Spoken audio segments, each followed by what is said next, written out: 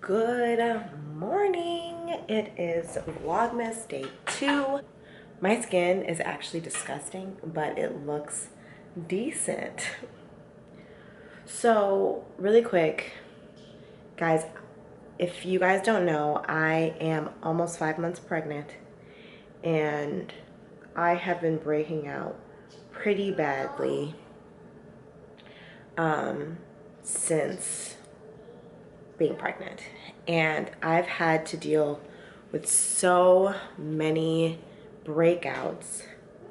I talked to my nutritionist. Her name is Michaela Fitness on Instagram. Michaela Stoner Fitness, MICAYLASTONER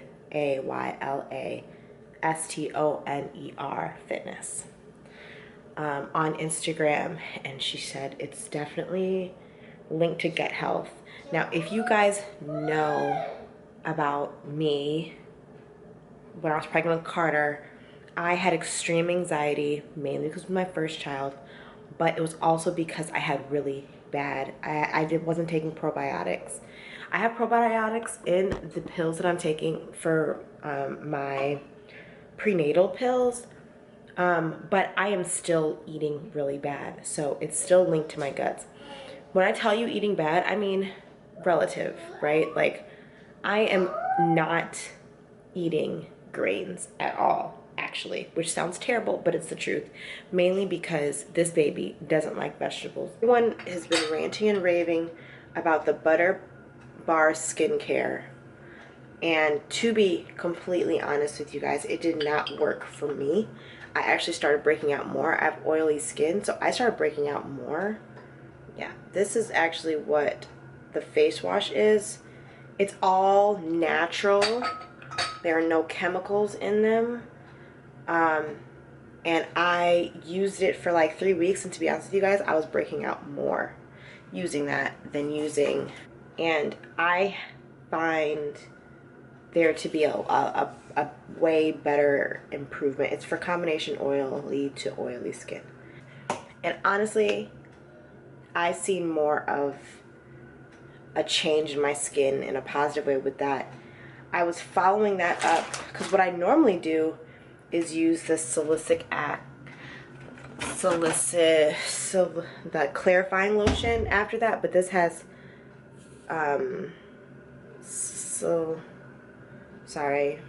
pregnancy brain. It has that stuff, and I can't take that since I'm pregnant. So for a long time I was using the toner that the Butter Bar skincare wants you to use, and I can't find it right now, but it was a bit much, y'all. It had, again, I noticed that this has honey in it, and the toner that they have has honey in it, plus apple cider vinegar, and black tea, I believe. My skin don't do none of that. It just doesn't. Like, I understand the whole, like, let's get on this, like, natural product binge thing, and it's great, but not if it doesn't work for my face. Like, I need my face to be clear. But part of that is me and my dieting. So, I broke out really badly here. Really badly. And, I am trying to work on this. So, thanks to my nutritionist, I have started to, and now that I'm in the second trimester, I am working on what I eat, since I feel like I can actually eat without being sick. Starting my mornings with Organifi green juice, and this is not sponsored, this is just facts. I use this because it's like a superfood. I'm gonna start drinking this Shakeology. I'm gonna start drinking Shakeology, which is like a superfood shake that I really think I need. to get my gut health back together. Okay, so we ran out of oatmeal. So we'll be doing Van's gluten-free blueberry waffles.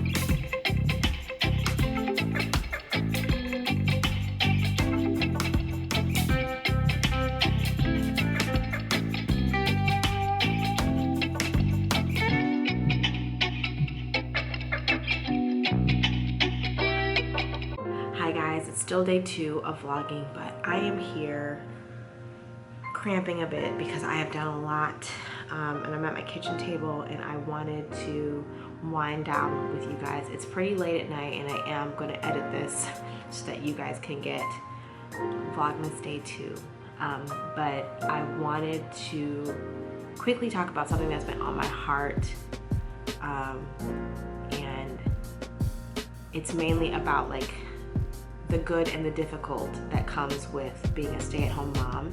I think that the problem is that there is this stereotypical idea of what a stay-at-home mom is like since we're born, made by media and TV and entertainment.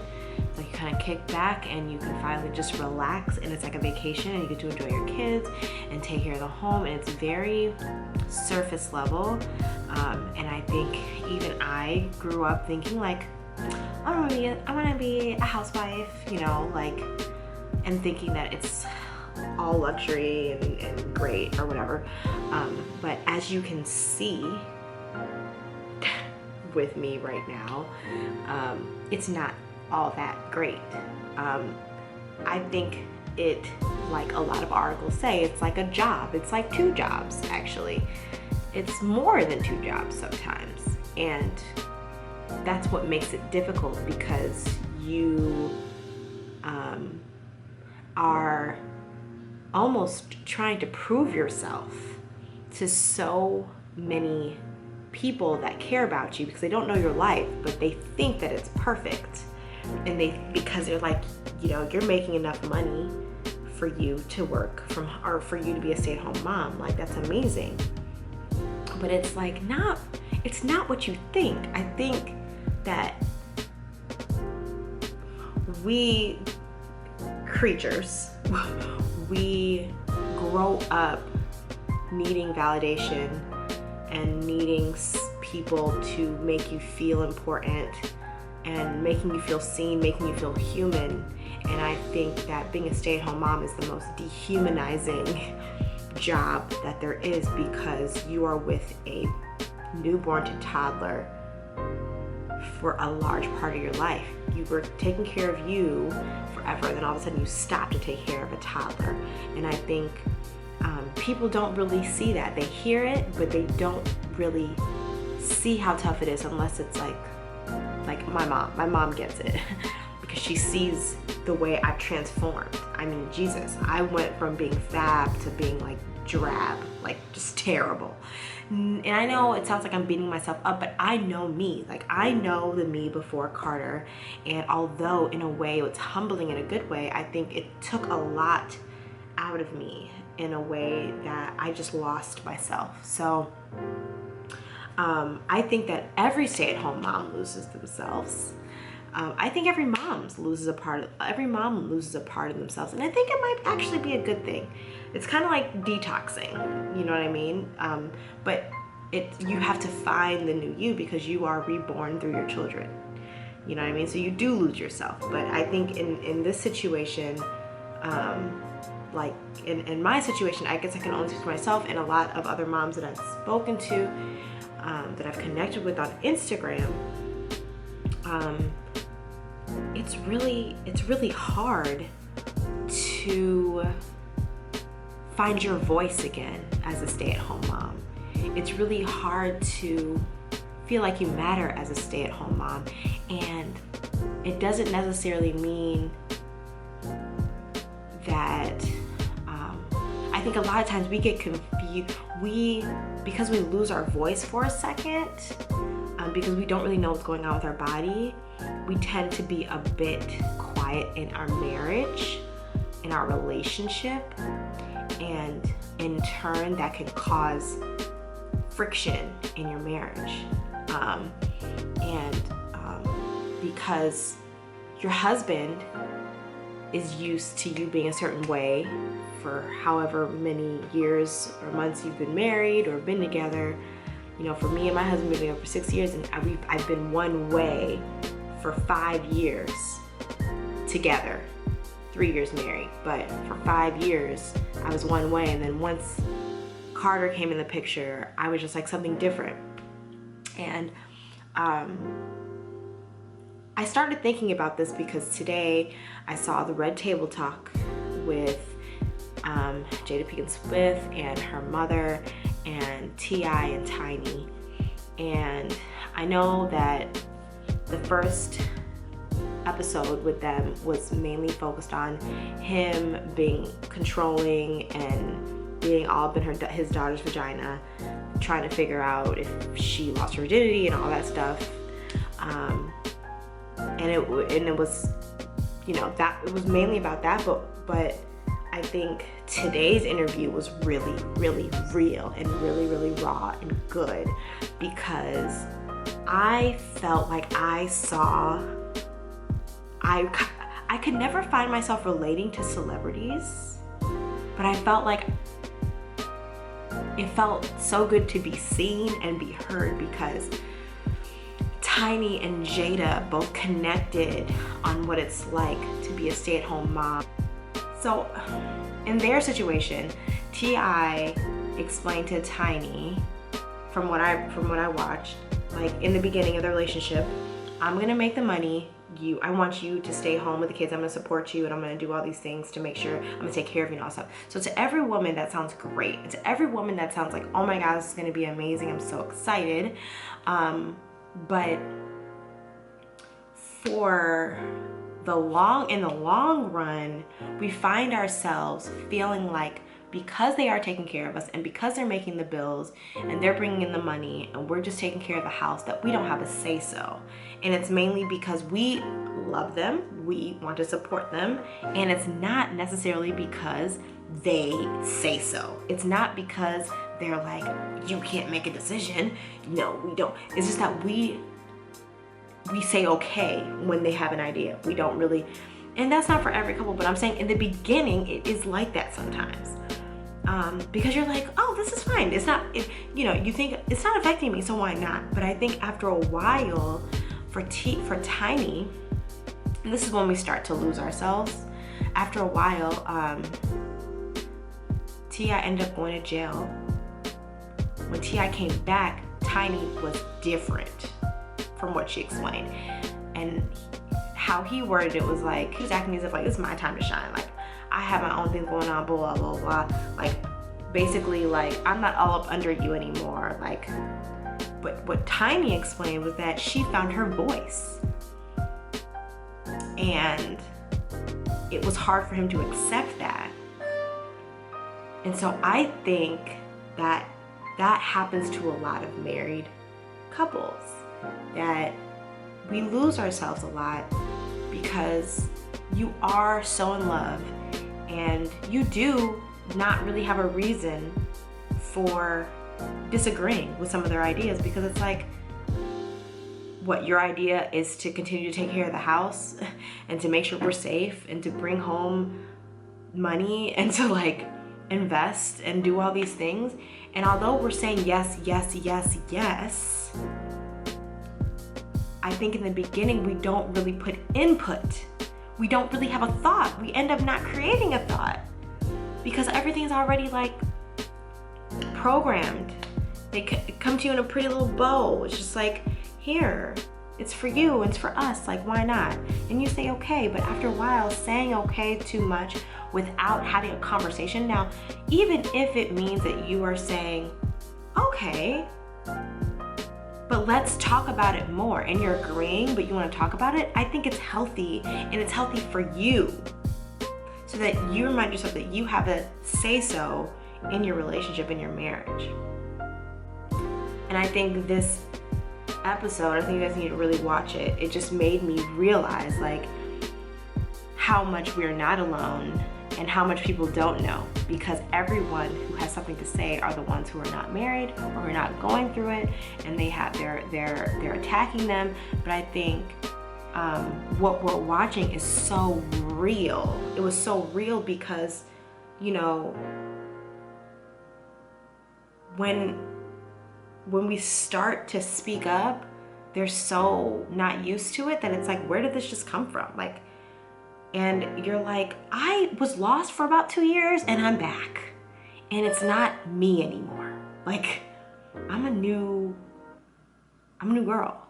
Like, after having Carter, might as well rename me. So that's like the truth about being a stay-at-home mom. You lose yourself, not just because you're taking care of the house and all that, but also because we're saying yes so often, since it's not hurting us to say yes. It's not like they're saying like, oh, are you okay with living outside in the garage? Like, obviously we'll say no. But if it's something like talking about an investment plan and all this stuff, and we're not really putting much thought into it, we're kind of like lessening our value when it comes to making a say-so. Really think about it. It's like, check in with yourself. Are you present in your relationship? Are you having those difficult conversations? It's important to, because the more that you say nothing, the more that you devalue yourself in the relationship, in the marriage, and it's just gonna cause unneeded friction. Anyway, that's all I wanted to talk to you guys about. That's all for day 2 of vlogging. I really want to know what you guys think about T.I. and Tiny's interview. And I do want you guys to be very aware about how, although my pictures seem perfect on Instagram, I'm not perfect. You know what I mean? You know, my relationship is full of love, and it's like respect and appreciation, and it's amazing, but it's still a diamond in the rough. You know what I'm saying? We're going through things, like life challenges together, and it's hard. No matter how much you love each other, it's always going to be hard, you know. But it does affect, it affects women, especially like us who are stay-at-home moms, or just moms in general, because we're so used to putting ourselves last that it just, like, look at me. Like, I am the definition of putting myself, I look like I put myself last. And like, not that my husband cares about that. It's like me, it's really me. People say like, oh, keep it up for your husband and blah, blah, blah. And although I still struggle with the idea that we'll talk about another day, but do it for yourself, you know what I mean? So that you can feel valued. But anyway, I'm out. Please give me a thumbs up, subscribe, coming to you with more hot fire. Peace, with love, Trish.